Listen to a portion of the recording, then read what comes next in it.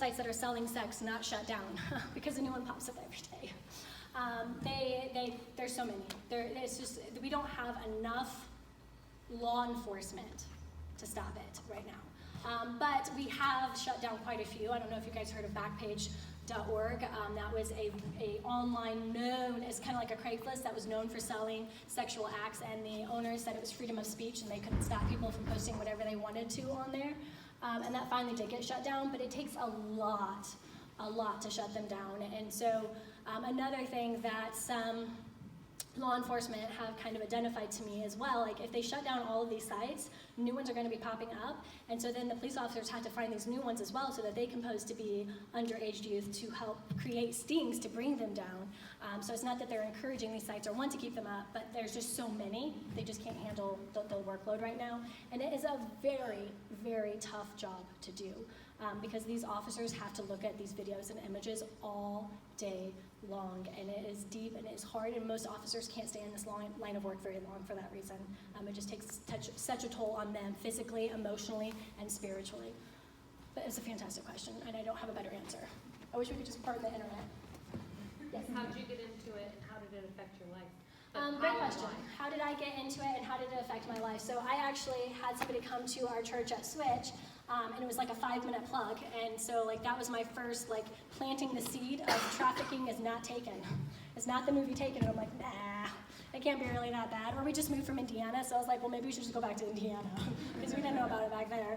And so it just planted this seed that for about a year just kept growing and growing and growing until I felt like the Lord was screaming in my head to join. And so I took the volunteer training, which is very, very intense in a good way, but they want to fully educate you. And so I cried for like 3 days straight. My poor daughter, she's 7 now, so she was, help me do math, 4.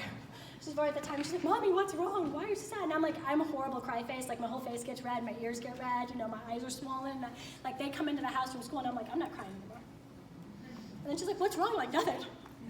Nothing's wrong. Stop talking about it. You're going to make me cry again. Nothing's wrong.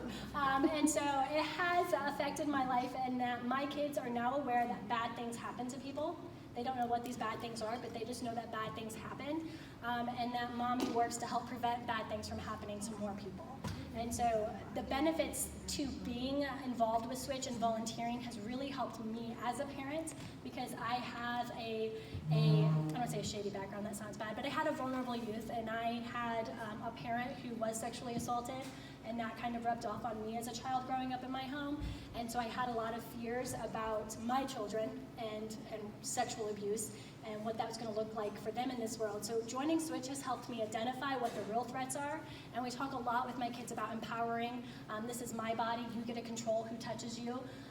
And so the last day of school at their preschool, I said, make sure you hug everybody in the class today. It's going to be your last day. And my daughter was 4, and she said, excuse me, Mom, this is my body, and I don't like everybody in my class, and I do not want them hugging me. And I'm like, preach it, sister. Mom's going to shut up and go in the other room now. So it's just really helped me to empower myself and my children about what the real threat is and how to protect them better. And it's super rewarding. Like, I cry a lot. Jen knows. I'll make Marco Polos just bawling my eyes out with snot coming out of my nose and everything. But it's also very rewarding when I go to the schools, and I took my daughter to a unicorn farm. I know, it was special. And I had a teenage girl come up to me and was like, hey, did you come to Brazier, one of the schools that we went to do prevention? And I was like, yeah, I went with Switch to do some prevention training on human trafficking and what it looks like. And she pushed her friend, she's like, see, this was the girl I was telling you about. And I'm like, weeping. I'm like, not only was she listening, but she told her friend, like, this is what it's all about. So it's very rewarding in that way. Any other questions? These are great questions, guys. Yes? So when encourage your kids to family members or whatever, I heard close like maybe you shouldn't force them to something they don't want to, or yeah. I think it's to each their own. You know your family and you know your kids. So Switch focuses primarily on sex trafficking. I also am obsessed in a good way with sexual abuse as well. I listen to a lot of podcasts with FBI agents and stuff talking about it. And a lot of sex abuse, and similar to trafficking with the vulnerabilities, are by nice guy offenders. These are offenders that want to make themselves available and known to children and their parents. And there is a lot of grooming involved where, like with trafficking, they are grooming the victims to become trafficking victims. With sex, with pedophilia and sexual abuse, they are grooming not only these children, but their parents. And so they tend to put out this image of, I'm a nice guy, I would never hurt kids, I love kids so much, I have all these fundraisers to support them, and I do all of these things, and I'm a coach because I love kids, or I'm an art teacher because I love kids.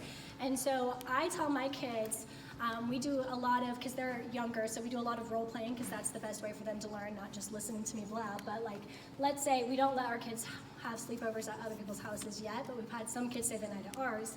But I say, like, let's say you go to so-and-so's house, and let's say like her dad or her brother says like they want to see your butt. What do you do?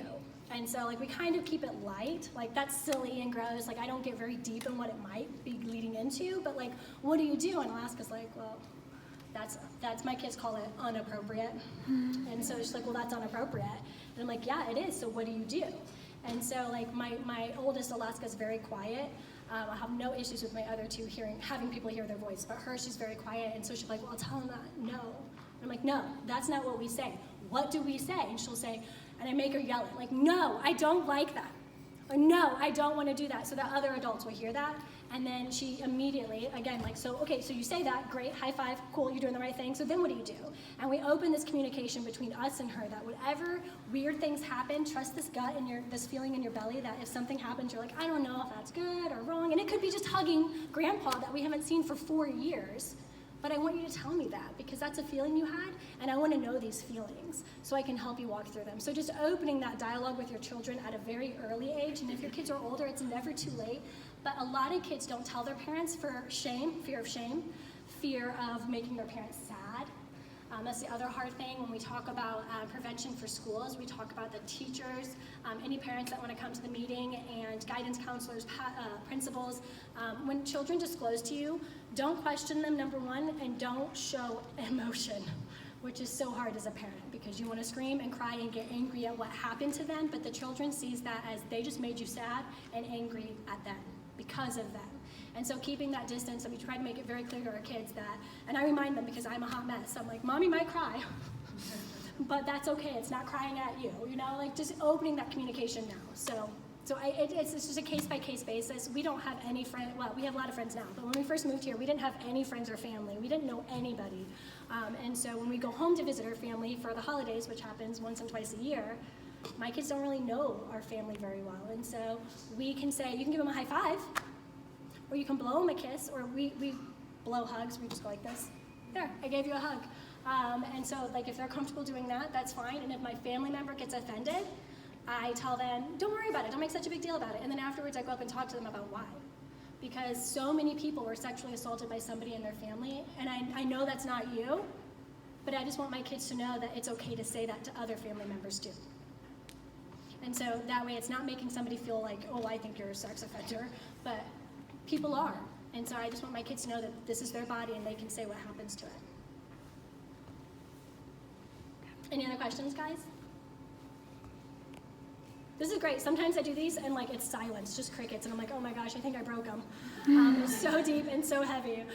But thanks so much for having me out, guys. If you do have any other questions, you can always send them to Jen and she can relay it to me.